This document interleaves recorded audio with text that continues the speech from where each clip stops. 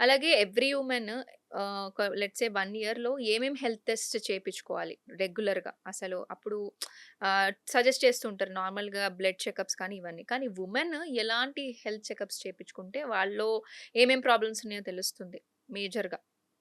So, categorise చేద్దామండి దీన్ని. Like reproductive age గ్రూప్‌లో ఉన్నవాళ్ళు ఖచ్చితంగా చేసుకోవాల్సిన test pap smear ultrasound. Okay. Hmm. And pap smear అనేది యాన్యుయల్‌గా చేసుకుంటారు. 3 ఇయర్స్ తర్వాత if it's normal we can do it every 3-5 years తర్వాత. హుహుహు. సెకండ్ వచ్చేసి ఎస్పెషల్లీ మెనోపాజల్ ఏజ్ గ్రూప్ వచ్చిన వాళ్ళు అంటే లైక్ 45 ఇయర్స్ అండ్ అబవ్ వాళ్ళు మామోగ్రఫీ అని బ్రెస్ట్ స్క్రీనింగ్ ఒకటి చేయించుకుంటే బెటర్. ఓకే. హ్మ్. అది కూడా ఇయర్లీ వన్స్ బికాజ్ ఈ మధ్య we saw drastic increase in the breast cancers also. Okay.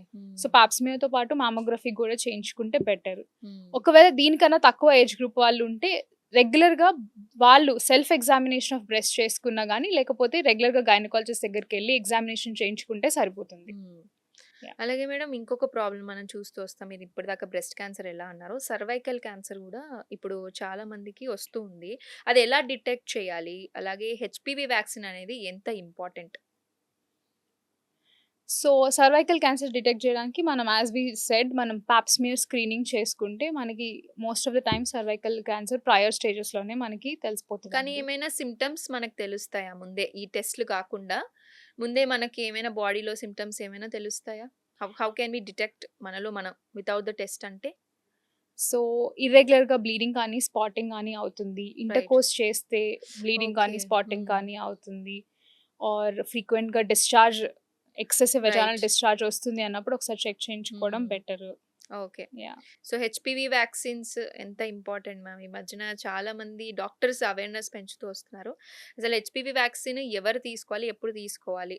ఎప్పుడు తీసుకుంటే ఫీజిబుల్ బావుంటుంది? అంటే సర్వైకల్ క్యాన్సర్ ఎఫెక్ట్ అవ్వకుండా మనం ప్రివెంట్ చేసుకోగలుగుతాం. సో, యూజువల్లీ హెచ్‌పివి వ్యాక్సిన్ అనేది 9-14 ఇయర్స్ ఏజ్ గ్రూప్ ఉన్న వాళ్ళకి హైలీ ఎఫెక్టివ్ ఉంటది. 14-26కి ఇట్ ఈస్ ఓకే. అంత ఎఫెక్టివ్ కాదు. But it is helpful. Hmm. And most importantly first sexual exposure కన్నా ముందే వ్యాక్సిన్ తీసుకుంటే ఇట్ ఈస్ బెనిఫిషియల్ అన్నమాట. రైట్. Because okay. హెచ్‌పివి కూడా it is one of the sexually transmitted disease కాబట్టి. Hmm. And తర్వాత అంటే సెక్షువల్ ఎక్స్‌పోజర్ టు 45 ఇయర్స్ వాళ్ళలో కూడా there might be some benefits. ఇంకా hmm. Studies they are going on. So yeah! Right. Okay madam. అలాగే చాలా మందికి ప్రెగ్నెన్సీలో ఎలాంటి ఫుడ్ తీసుకోవాలి అని ఒకటి ఇంకా ఉంటుందన్నమాట. ఎంత గూగుల్ చేసినా, ఎంత చేసినా డాక్టర్ ఎక్స్‌పర్‌టైజ్ చెప్తేనే వాళ్ళు కూడా నమ్ముతూ ఉంటారు. సో, అసలు మీరు చెప్పండి. ప్రెగ్నెన్సీలో ఎలాంటి ఫుడ్ తీసుకోవాలి హెల్తీ బేబీ కోసం? అండ్ ఎలాంటి ఫుడ్ అవాయిడ్ చేయాలి? ఫస్ట్‌లీ ప్రెగ్నెన్సీలో డబుల్ తినాలి అనేది ఒక పెద్ద మిత్ అండి. అవును. ఓకే. మనం తినేదానికన్నా ఒక few calories like 500 calories extra తింటే సరిపోతది. హ్మ్. రెగ్యులర్‌గా ఇఫ్ యూ ఆర్ ఈటింగ్ 1500 మనకు 2000 క్యాలరీస్ ప్రెగ్నెన్సీలో రిక్వైర్మెంట్ ఉంటది. రైట్. ప్రో ఆల్సో మంత్స్ బట్టి కూడా చేంజ్ అవుతూ ఉంటుంది. అంటే ఫస్ట్ ట్రైమెస్టర్ యెస్. అలా చేంజ్ అవుతూ ఉంటుంది యాహ్! కదా! ఓకే. అండ్ అది మళ్ళీ again if you are a sedentary worker, home మేకరా, బయటికెళ్ళి హ్మ్. Work okay. చేస్తున్నారా, ఫిజికల్లీ దే వర్క్ మోరా దాన్ని బట్టి కూడా క్యాలరీ డిపెండ్ అయ్యి ఇంటేక్ ఉంటుంది. యాహ్! అంతేగాని డబుల్ తినాలనేది కరెక్ట్ కాదు. Right. And yeah! Good foods అంటే ఫస్ట్ వచ్చేసి I ask all my pregnant patients to take walnuts because వాటిలో ఒమేగా 3 ఫ్యాటీ యాసిడ్స్ ఉంటాయి. ఐ లైక్ దట్ ఆల్మండ్స్ కూడా. రైట్. ఇలాంటివి ఇంపార్టెంట్ నట్స్ హ్మ్. తీసుకోవాలి. హ్మ్. అండ్ ఫైబర్ రిచ్ డయట్ తీసుకోవాలి. రైట్. ఫ్రూట్స్. నేనిచ్చే ఒక ఇంపార్టెంట్ సజెషన్ నా పేషెంట్స్‌కి ఏంటంటే ఫ్రూట్ జ్యూసెస్. యాహ్! చాలా మంది చాలా జ్యూసెస్ మంది చేసి జ్యూసెస్ ఇచ్చేస్తూ ఉంటారు. తాగితే హెల్తీ బేబీ వచ్చేస్తది హ్మ్. అది అంటారు కానీ, బట్ షుగర్స్ తీసుకుంటున్నప్పుడు వి నీడ్ ఫైబర్ ఆల్సో కాబట్టి రైట్. యాస్ ఎ ఫ్రూట్ తీసుకుంటేనే మంచిది అని హ్మ్. నా ఒపీనియన్. ఎలాంటి ఫుడ్ అవాయిడ్ చేస్తే మంచిది ma'am?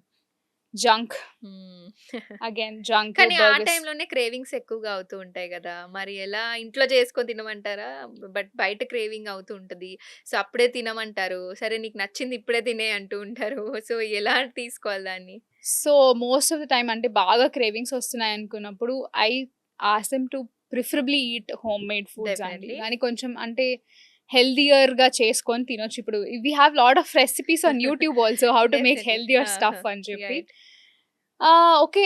Ice creams or whatever it is once in a while it is okay. Fine. But on a regular basis హ్మ్. Yeah! I don't think it it is definitely effect. Recommended. Yeah! Right. ఇప్పుడు ప్రెగ్నెన్సీలో ఆడవాళ్ళకి doubt ఉంటుంది. Travel చేయొచ్చా అంటారు. కార్‌లో వెళ్ళొచ్చా? లేదా మేము ఫ్లైట్‌లో వెళ్తున్నాం అంటారు. సో, ఏది ఫీజిబుల్? అసలు ట్రావెల్ చేయొచ్చా? ఏమంటారు మీరు? చేస్తే ఎప్పుడు చేయాలి? ఇప్పుడు 3 ట్రైమిస్టర్స్ ఉంటాయి. ఎప్పుడు చేయాలి? ఎప్పుడు safe? So second trimester is usually safe for right. Travel అండి. హ్మ్. First 3 after 3 months months.